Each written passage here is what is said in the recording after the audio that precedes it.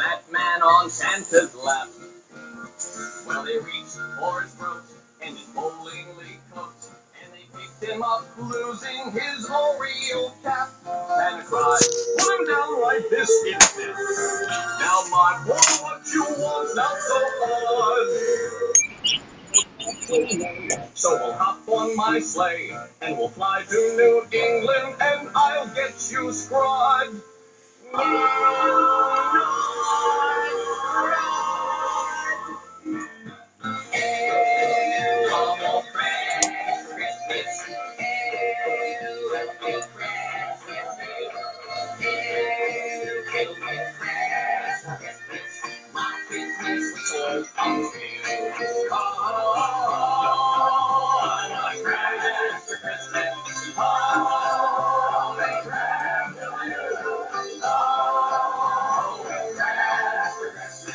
My Christmas whistle, my Christmas whistle, my Christmas whistle. What's that? Oh, hon, don't you know that's my Christmas whistle? My Christmas whistle and grill.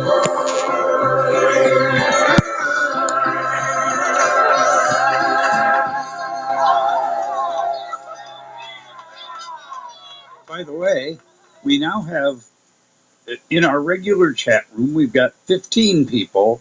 In the high bit chat, which is really the same bit rate, pretty much. Anyway, we have 3 more, so we actually got like 16 known listeners, plus people listening out in the community, and who knows how many other places. Sorry about that. Yeah, that's a great thing. Well, let's see what else we can find here. You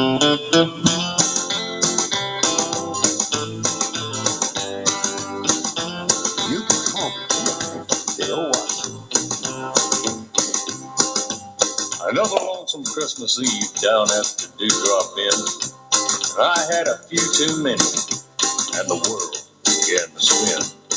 I woke up in a jail cell with a big pain in my head, and I looked across at my cellmate, and his suit was worn and red. He looked to me for all the world a man down on his luck. His scraggly beard was white as snow, and his boots were caked with dust. He said the cops had picked him up because he looked a little strange, and he couldn't give an address, and he couldn't prove his name. Besides, he'd look like an immigrant. His skin was dark and tough. He couldn't even name our president. And then if that weren't enough, seems he didn't even have a family, and his friends lived far away. That old judge fined him $500 or 1 month and a day. His face was old and weathered, but his eyes were bright and quick. He shook my hand and smiled and said, "Friend, you can call me Nick." I'm not what you call generous. In fact, I'm mighty tight. But to kick a man because he's down, well, that system just ain't right. I reached down deep into my boot and I poured out a big old wad of bills. He said, "I thank you, stranger." And then his smile gave me chills. I sunk back on the bunk then just to give me a little bit of sleep. One more Christmas in jail, I thought. Well, at least the meal was cheap. But sometime short of midnight, that old badge, he began to croak. He told me somebody had sprung me, that I was free to go. Then he handed me an envelope. It was full of everything I owned. And I went home and I hit the hay, and I slept till Christmas morning. Then I opened up that envelope, and I saw the strangest sight. There was more greenbacks than I'd ever seen. And with that cash, a note saying, "I had a job to do last night, and you helped me run the race." So picture every dollar here as a smile on some child's face. His face was old and weathered, but his eyes were bright and quick. He shook my hand and smiled and said, "Friend, you can call me Nick." Now, I'm not the type to give advice, and I'm not a man to preach, But when I've learned me a lesson, I think it's mine to teach. Be careful what you're taking and give what you can give. For all the world, I know for a fact there's no better way to live. His face was old and weathered, but his eyes were bright and quick. He shook my hand, smiled, and said, "Friend, you can call me Nick." His face was old and weathered, but his eyes were quick and bright. He said, "Merry Christmas to you all, and to all a good night." Merry Christmas, everybody.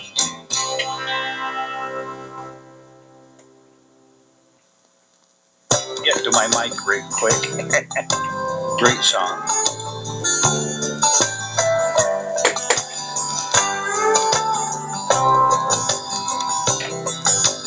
Looking out the window of this Hollywood hotel, you'd never know that it was Christmas Eve. The billboards and the neon took the place of silver bells, and the temperature is 84 degrees. I can hear the traffic on the crowded strip below as the palm trees poke their heads above the scene. But there's not a single reindeer and it hardly ever snows. Santa drives a Rolls Royce limousine. But all along the Rockies you can feel it in the air. From Telluride to Boulder down below. The closest thing to heaven on this planet anywhere is a quiet Christmas morning in the Colorado snow.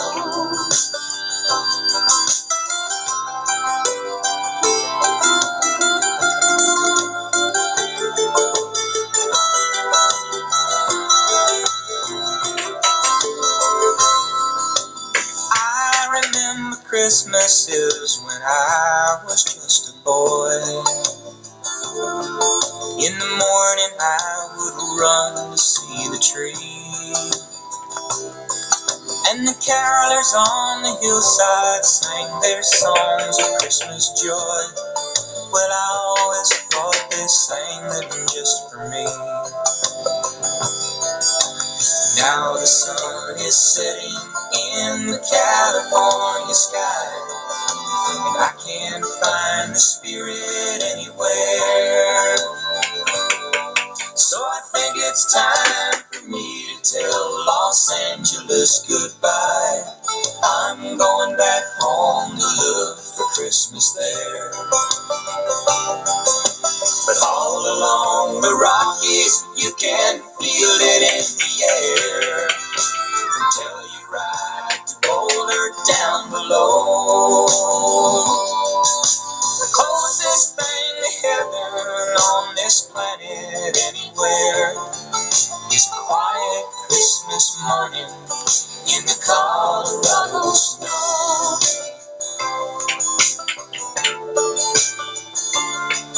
It's a quiet Christmas morning in the Colorado snow.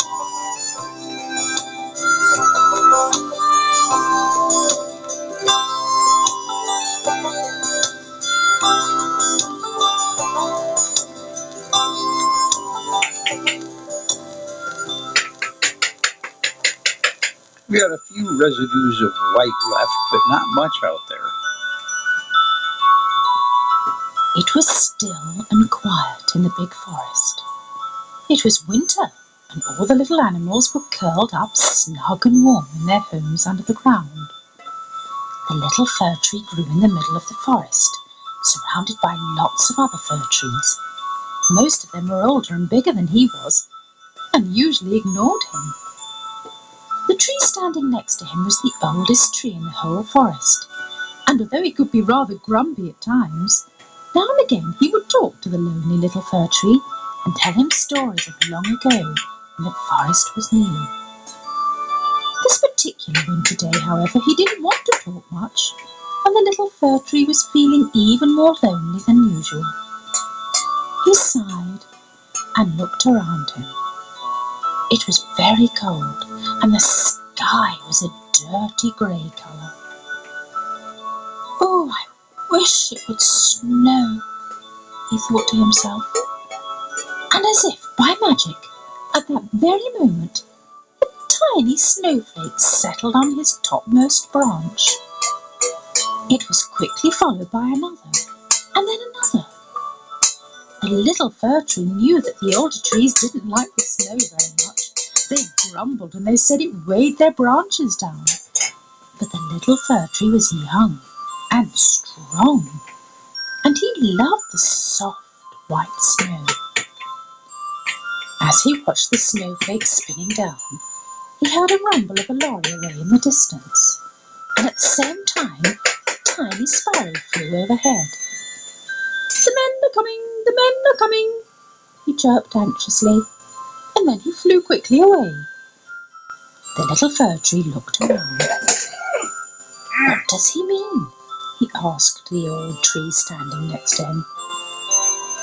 "Ah," mumbled the old tree, "it happens every few years." "What happens?" asked the little fir tree. The old tree shook the snow from his branches. "In the middle of December, the men come into the forest and cut down lots of fir trees. They take them away to the big towns where people buy them and take them inside their homes." "Inside their homes?" squeaked the little fir tree. "Whatever for?" "I'm not too sure," replied the old tree. "When they get the trees inside, they hang lights and all sorts of coloured things on their branches.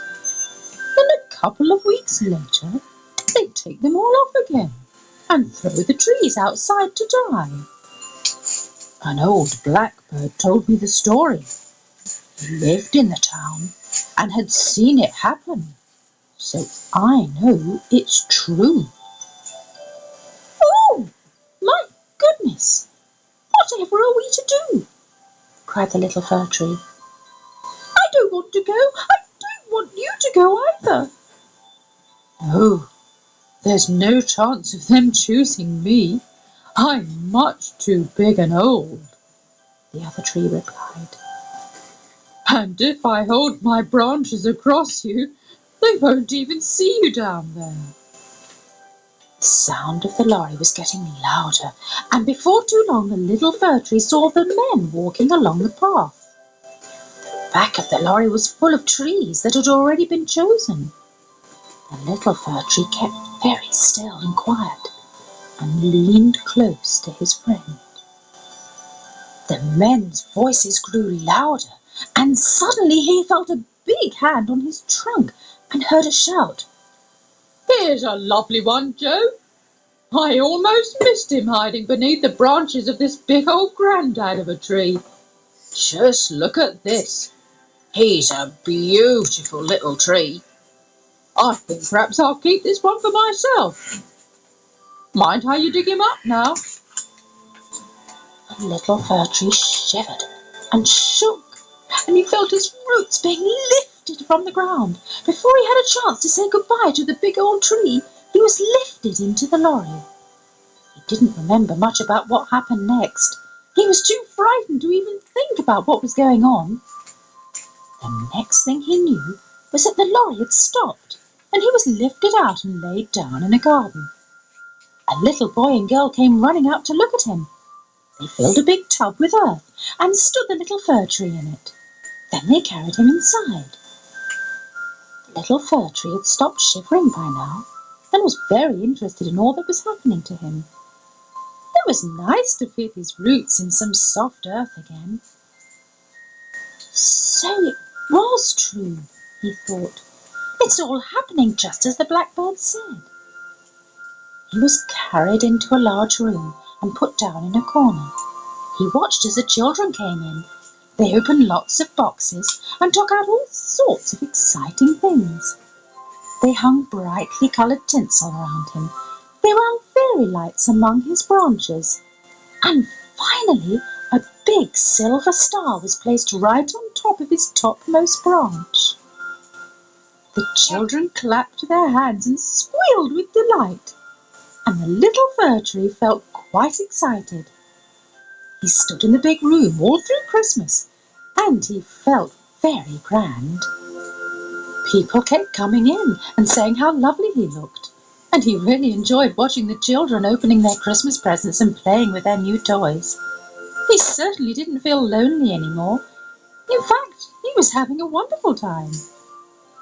One morning, however, the children came into the room and started removing all his decorations. Even his beautiful silver star was taken off and put back into the box. Oh, dear, I suppose this is the end, he thought sadly. I've enjoyed myself so much, but I expect I'm to be thrown outside now and left to die. And he gave a big sigh. But things didn't turn out quite as he expected. He was taken outside, but instead of being thrown away, the children had dug a deep hole in the earth and planted him in the garden. There, they said, as they patted the earth down around him. He can stay here for the rest of the year, and we can dig him up again and bring him indoors every Christmas from now on. The little fir tree could hardly believe it. I'm not going to die after all, he thought happily.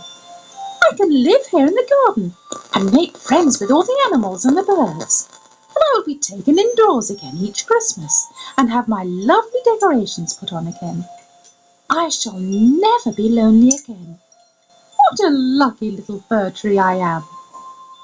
And he wriggled his roots around the soft earth until he was comfortable and went fast asleep.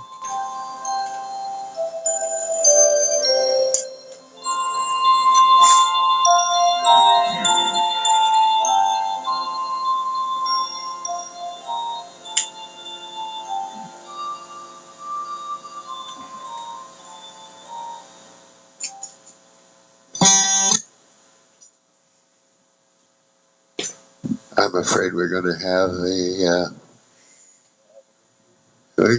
an hourglass. I'm thinking. That's what I needed. Come on. Yeah, I like that little thing. Please, Daddy, don't get drunk this Christmas. I don't want to see my mama cry. Please, Daddy, don't get drunk this Christmas. I don't want to see my mama cry. Just last year when I was only 7, and now I'm almost 8, as you can see. You came home 11:15, fell down underneath our Christmas tree. Please, Daddy, don't get drunk this Christmas. I don't want to see my mama cry. Please, Daddy, don't get drunk this Christmas.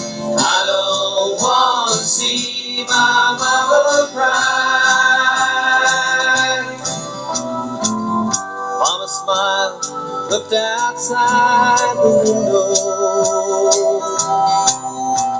She told me, son, you better go upstairs. Then you laughed and hollered, Merry Christmas. I turned around and saw my mama's tears.